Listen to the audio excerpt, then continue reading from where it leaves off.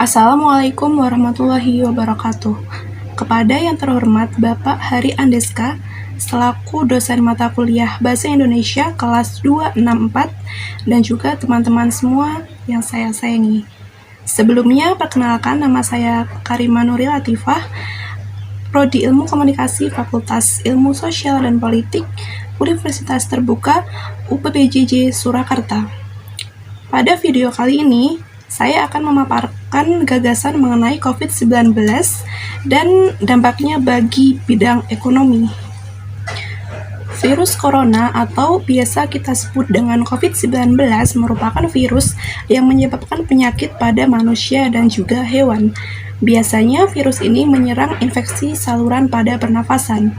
Virus corona pertama kali ditemukan di kota Wuhan di Cina pada bulan Desember tahun 2019. Gejala umum dari virus ini berupa demam, batuk kering, dan sesak nafas.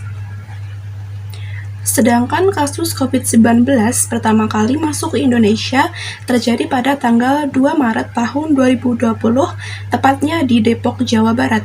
Kemudian virus ini mulai menyebar luas ke seluruh Indonesia.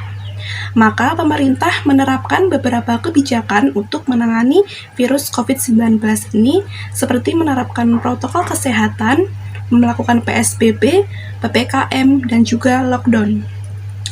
Akan tetapi, akibat kebijakan ini menyebabkan beberapa bidang menjadi terhambat, salah satunya di bidang ekonomi. Berikut ini saya akan menyampaikan beberapa dampak atau akibat COVID-19 bagi sektor ekonomi. Dampak yang pertama yaitu sulit untuk bekerja. Akibat menyebar luasnya virus COVID-19 ini, banyak orang yang kehilangan pekerjaannya, seperti bekerja di kebun, berdagang, dan juga pekerjaan ke kantor. Hal ini mengakibatkan menurunnya pendapatan masyarakat akibat diterapkannya sistem lockdown di Indonesia. Selain itu, hal ini menyebabkan banyaknya PHK atau pemutusan hubungan kerja sehingga menyebabkan meningkatnya jumlah pengangguran. Yang kedua, kebutuhan pokok melambung tinggi. Akibat wabah virus COVID-19 ini juga berdampak pada kenaikan harga kebutuhan pokok yang membuat masyarakat resah dan takut tidak dapat persediaan bahan makanan pada saat pandemi. Yang ketiga, pendapatan usaha kecil menurun. Wabah virus COVID-19 ini juga menyebabkan menurunnya pendapatan usaha kecil seperti toko-toko yang mengalami penurunan omset, sehingga banyak juga toko-toko yang mengalami kebangkrutan. Yang keempat, merugikan sektor pariwisata. Akibat wabah virus COVID-19 ini juga berdampak pada bidang sektor pariwisata. Hal ini dikarenakan negara Indonesia membatasi sistem penerbangan antar negara, membuat para wisatawan asing tidak dapat berwisata ke Indonesia. Apalagi banyak pemerintah daerah yang menerapkan sistem lockdown di daerahnya.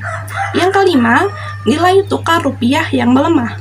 Merosotnya rupiah akhir-akhir ini disebabkan oleh kenaikan pasar yang begitu tinggi akibat virus COVID-19.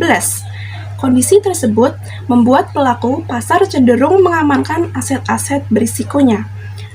Jadi, itu beberapa dampak COVID-19 pada bidang ekonomi.